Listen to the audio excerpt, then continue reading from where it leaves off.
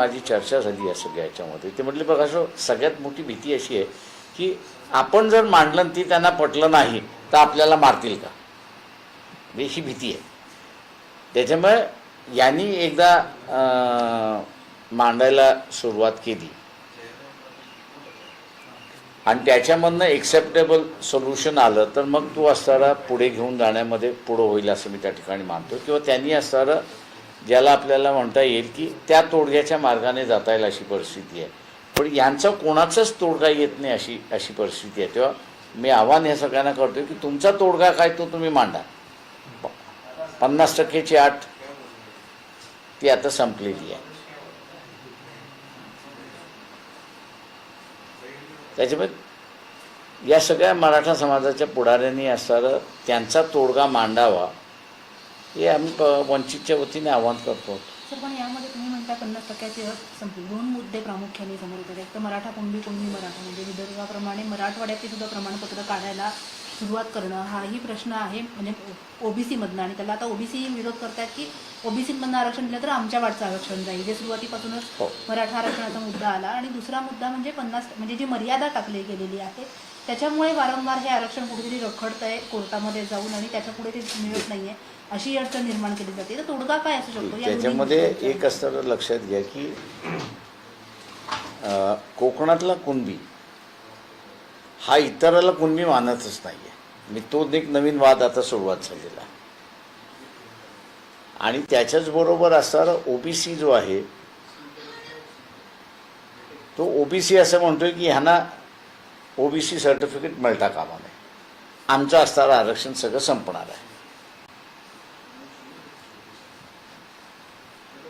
ज्यावेळेस सकल मराठा समाजाने मोर्चे काढले होते आणि त्यांचीही पहिली मागणी होती, पण नंतर त्यांनी त्यांची स्वतःची मागणी दुरुस्त केली आणि सांगितलं की आमचं ताट वेगळं असलं पाहिजे, आम्हाला इतरांच्या ताटामधलं नको आहे. याला अनुसरून मला आता पॉलिटिकल सिस्टमने ॲड्रेस करायला सुरुवात केली तर मग हा जो वाद आपल्याला दिसतोय तो वाद कदाचित त्या ठिकाणी दिसणार नाही.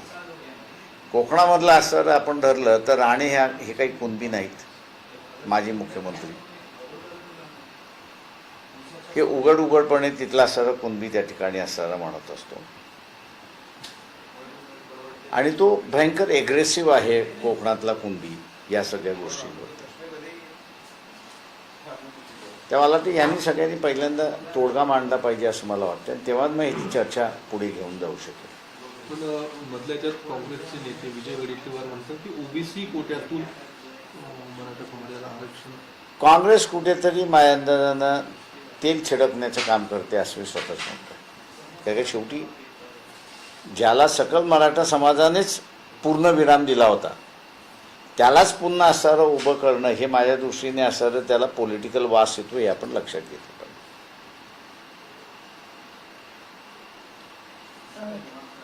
कायदेशीर तोडगा यात काही निघू शकतो का? कारण मुख्य मुद्दा पुन्हा पुन्हा येऊन कायद्याशीच अडतो आहे. तर कायदेशीर तोडगा निघण्याची काही शक्यता तुम्हाला जाणवते का? जरांगेंनी तर जाहीर केलेलं आहे की आणखीन 4 दिवसाची मुदत देऊ सरकारला आणि तोपर्यंत आम्ही उपोषण मागे घेणार. हो, म्हणून म्हटलं नाही, पुढं जे मराठा समाजाचे पुढारी आहेत त्यांनी त्यांचे फॉर्म्युलेस मांडावे.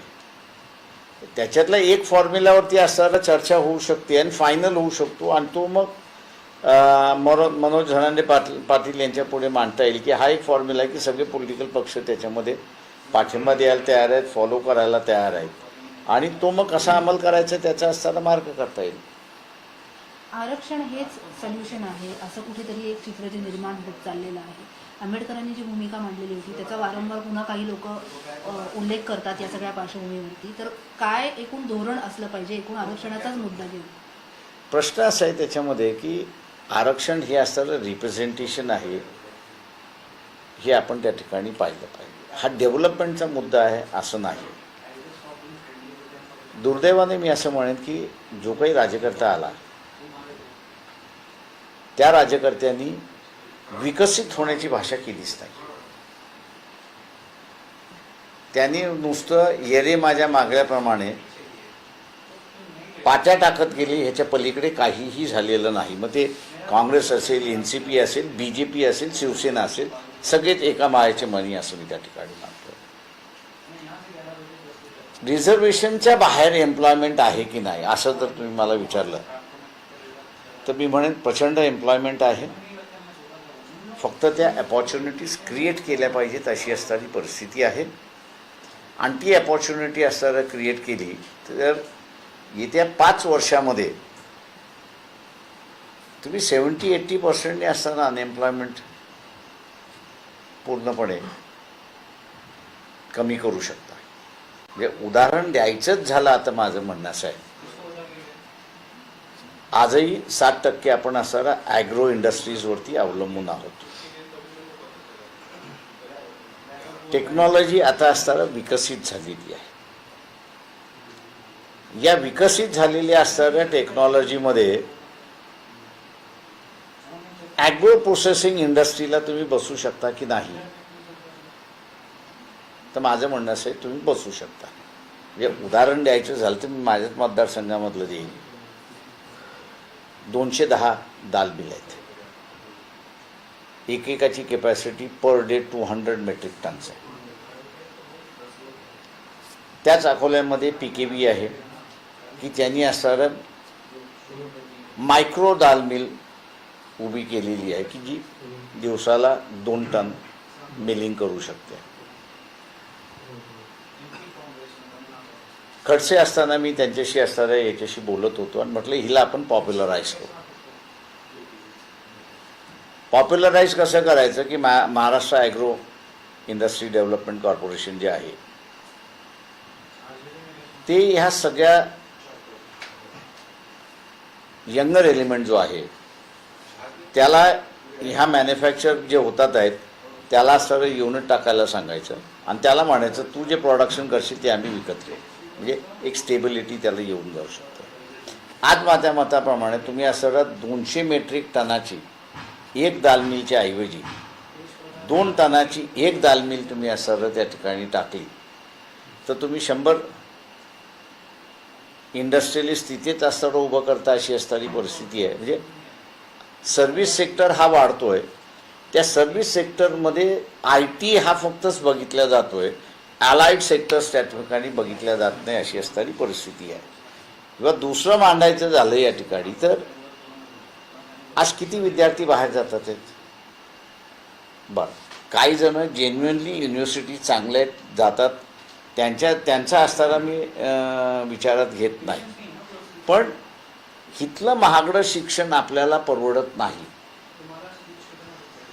म्हणून बाहेर जाणारा विद्यार्थी किती आहे तर तोही फार मोठ्या प्रमाणात आहे.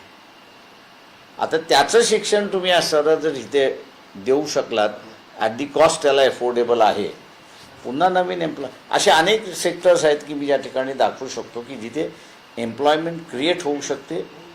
यंगर एलिमेंट आज जो असणारा प्रत्येकजण कुठंच नोकरी लागत नाही म्हणून तो आरक्षण हा जो एक कॉन्सन्ट्रेशनचा मुद्दा झाला आहे तो तुम्हाला सगळं डिफ्यूज करता येतो आणि त्याला नॉर्मल लाईफ जगता येतं अशी परिस्थिती आहे. पण दुर्दैवाने महाराष्ट्रामध्ये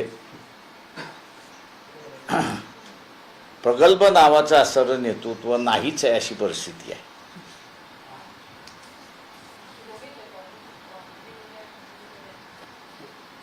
सर, या सगळ्या मुद्द्याच्या पार्श्वभूमीवरती महाविकास आघाडी तेव्हाचे सत्ताधारी आणि आत्ताचे विरोधक यांच्यामध्येही वाद होतो आहे.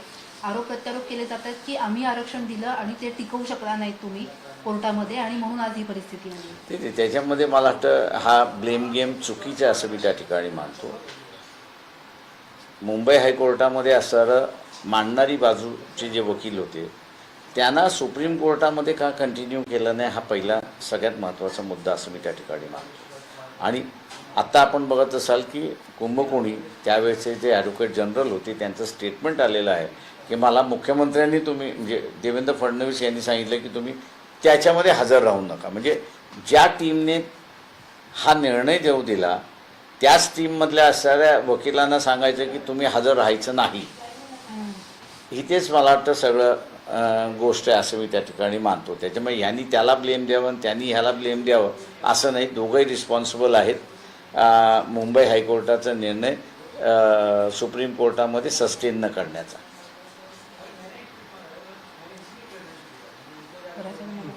ठीक.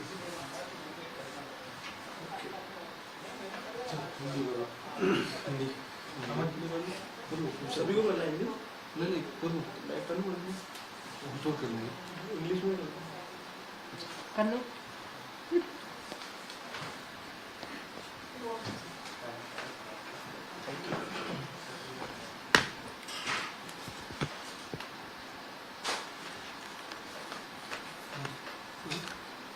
So, what is your reaction to the Maratha reservation demands? You know, again, it has come erupted in Maharashtra and violence are happening.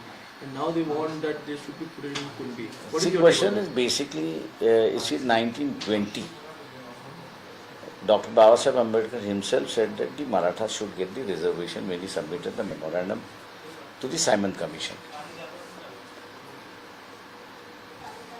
From that day on, there are two groups within the Marathas.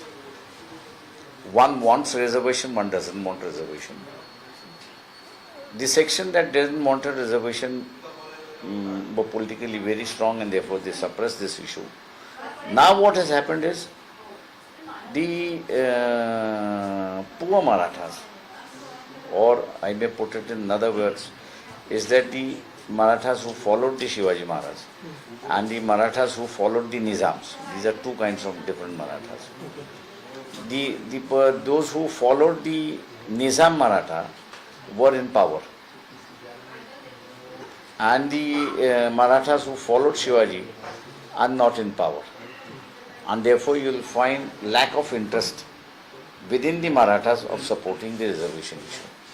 Now the class of poor Marathas have increased a lot, and therefore it has become more vocal and more dynamic, and therefore they are asking for one way of reservation, because they see reservation as a salvation to all their problems, which according to me is not true.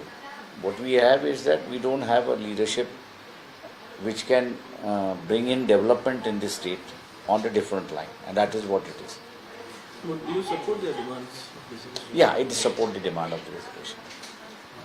And now the new things has come that they want Kundi certificate. How about that? I have not made up my mind on it, because this is a new factor which has come in. Though they say that during the Nizam period, Marathwada was in Nizam estate, and during that period they were getting the Kunbi facilities. Now I'll have to check whether in that Nizam state, whether the Kunbis were getting facilities or not, and So then you are only I'll also- make a statement. So you are also constitution expert, you know law well. We have a restriction of 50%. And if you support this reservation, how this will fit in that? See, now the Supreme Court itself has overcome that 50% embargo which they had fixed themselves by accepting the reservation to the economically weaker section. So they have done away with that formula. But the Supreme Court itself has done away with their own embargo which they had put in. So now any community who can have a class and show that they are the most backward, they are entitled for reservation. That's what the Supreme Court theory says it. So you are alleging that there is no technical problems now, it's a political which lacking. It's a political will which is lacking, because all the chief ministers and the sugar lobby or the cooperative lobby is basically belonging to the Nizam Marathas, and therefore they don't have interest in the Shivaji Marathas. That's what the situation is. So, other issue apart from this, a lot of talks are going on again on the constitution part that India will be renamed as Bharat. How do you see that? Article 1 of the Constitution, India, that is Bharat. So India is also there and Bharat is also there. It's foolishness on the part of the opposition party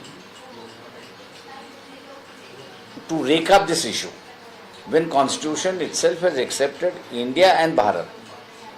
India is also there and Bharat is also there. So it depends upon the government, whoever is in power, whether to use India or whether to use Bharat. The consensus till 1970 was that we use India. Now if BJP wanted to change this, they could have brought in by way of consensus. But only BJP's intention, I think so, is to prove the hollowness within the India group. They have brought in this President of India's letterhead saying that Bharat and the invitation for the G20 leaders have been sent on that letter. Constitutionally, there is no issue, I would say. If they want to make Bharat only word exclusively, as I would put it, then the amendment would be required to the preamble of the Constitution.